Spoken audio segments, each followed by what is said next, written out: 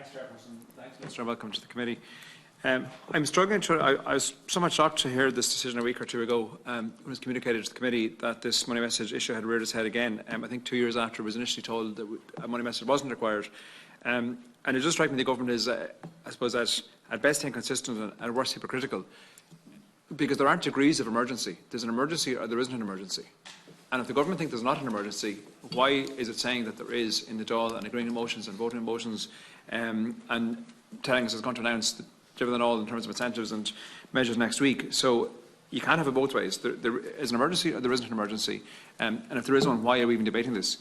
I don't want to rehash the policy arguments, but I'm going to briefly touch on a few that have been mentioned today, because we've had second stage debate. The whole point of us being here today is to discuss a technical measure being adopted by the government to block this bill. And that's the nub of it. We've had a second stage debate. Second stage has been voted on, has been voted through by vote of the Dáil. It's been voted through by committee. It's been voted through again by the Dáil when it was attempted to be blocked by other procedural means. So we've had the debates, we've had the policy debates. We were looking forward around this committee to tabling constructive amendments in the next, we thought today, or in the near future, that would actually move this on again. And it's worth mentioning as well, and the Minister should be aware of this, and Fianna Fáil had said, some of the Minister's concerns, and I'm going to get into those in detail in a minute, around potential exposures, etc., that certainly my party had already communicated. We would be tabling amendments to address some of the technical issues, some of the lacunas that may have arisen, and some of the exposures that might have been brought to the state. So that was already in hand. But I think the government, for political or other reasons, have decided to block the bill and have found a way to do it. And this has been thrown in at the last minute as a spanner in the works. And I do think that I think the credibility of a government going out, or you know, not the Oireachtas, because the Oireachtas is more or less on message on this by the government, saying to consumers, for example, that we have to implement a carbon tax, and that consumers are being, I suppose, their behaviours are being influenced by measures like carbon tax, to say that they should reduce their consumption of fossil fuels, whilst at the same time we're telling the producers keep on burning, keep on drilling. It just seems completely incoherent. And completely hypocritical and very unfair, actually, on all involved. Another point that I'd make briefly, and I want to get on to the substantive technical points because that's the real nub of the discussion today, but we hear all these arguments about our needs for fossil fuels and our need for energy, etc., and energy security into the future. At what point do we begin to make the decision to renewable energy climate, to renewable energy economy, when we don't start? The day you begin to move off something is the day you start to move on to the new thing. If we are going to forever commit, and we're going to, 10 years' time, 20 years' time, and 50 years' time, or 2050 we're looking at our energy needs then, at what point do we begin? Because in terms of investment in technology, in terms of research, in terms of education, in terms of mindsets, in terms of companies looking at opportunities, you need to start that wheel turning. And you need to start that wheel turning pretty quickly in terms of renewable energy opportunities. And you need to stop the other wheel turning in parallel. And you cannot, the longer you keep the other wheel spinning, the longer you take for the other wheel to start moving. So this whole green revolution that I think is out there in terms of jobs, in terms of technology, I think there's economic opportunity there as well, in terms of engineering, in terms of R&D, in terms of our green energy opportunities that are considered very rich in this island, but we're not going to get there any day soon, the longer we keep trying to milk the old system. Another point I just want to quickly rebut, I suppose I'll ask the Minister rather than saying I rebut it, because maybe the Minister can inform me if I'm wrong. But one of the kernels of this debate, and again we're rehashing second stage, but just to put it on the record again, we're being told in the committee today by the Minister and other places where this is being debated that we have an exposure for energy security, and in the absence of Irish offshore resources, then we will suddenly be dependent on Vladimir Putin's goodwill or on Arab sheikhs' behest. Which is a strong argument, but I'm not sure, and I want to ask the Minister this, there's no Irish state exploration company. Ireland Inc. isn't out there in the Porcupine Basin drilling or exploring for oil. We have no state exploration vehicle, to my knowledge.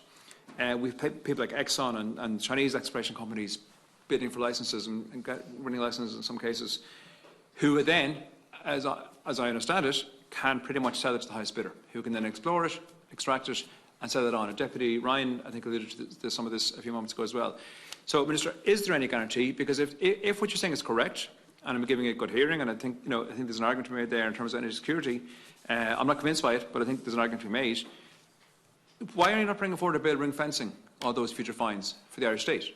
You know, or am I wrong? Is there something in there already that says Irish offshore exploration licences must be ring-fenced for the Irish system, for the Irish economy? Is there something in there that does that already? Because it strikes me as being very useful. I have other questions, but maybe I'll put that question and then get the answer and then move on to my other. Okay, we'll try and get through them. I'm just conscious of time. Minister, if you'd like to respond to that question. Yes, just about the, you mentioned, one of the things you mentioned there was about we should move away first and then from what we're at and then do something different. We should do both at the same time.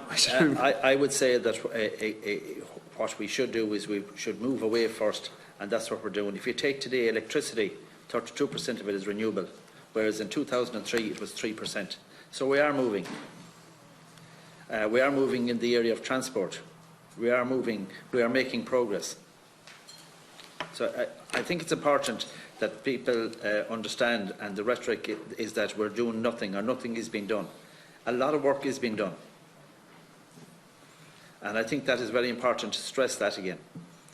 Irish Rail, Bus Éireann, they're all going towards electric or battery operated vehicles. They're moving away from the fossil fuel reliance. So our target is to reach 70% renewables by 2030. That's the plan, and that's what we're moving towards. But you have to think about the other 30%. How is that going to be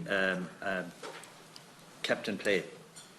How do we secure a supply, a reliance that we still have on natural gas, on our fossil fuels, because we won't be 100%.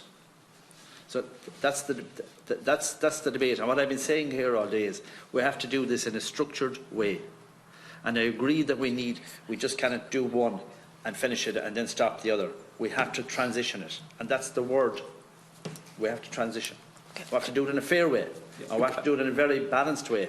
And we have to make sure that we don't do anything that will make our people poorer, leave people without supply, leave people without electricity, leave people without gas at critical times. And that is what is important. Yeah. Can I ask you to ask a number of questions? It just might help. I'm just conscious of all the people who want to come in and come back in again. If you could just Okay, well, I'll come in quickly again. I know maybe I had a long prelude. Minister, I don't think you answered the core point I asked. If the concern is future energy security, I didn't get a chance. Would we not? Well, you were going to come back in. Sorry, maybe I preempted you. Well, sorry. Ask the questions and I'll answer them. Is there any commitment in current licences that it would be ring-fenced for the Irish economy and that supply to Ireland would be guaranteed from the current licences or prospective licences? Well, I suppose what I would say on the security of supply is that, consistent with international practice, both the UK and Norway, for instance, there is no specific requirement on exploration companies to sell oil or gas discovered in Irish offshore into the Irish market. A combination of practical factors and market forces will dictate to where these local demands exist. A discovery will be landed and sold locally to ensure maximum recovery from the field and reduce cost of transportation. In all cases, the state's fiscal regime applies to the production of all oil Irish offshore. All commercial finds to date, Kinsale Head, Ballycotton, Seven Heads and Corrib, have been delivered into the Irish market. That's what has happened so far. Thanks, Minister, but that does sound like no is the answer, paraphrasing.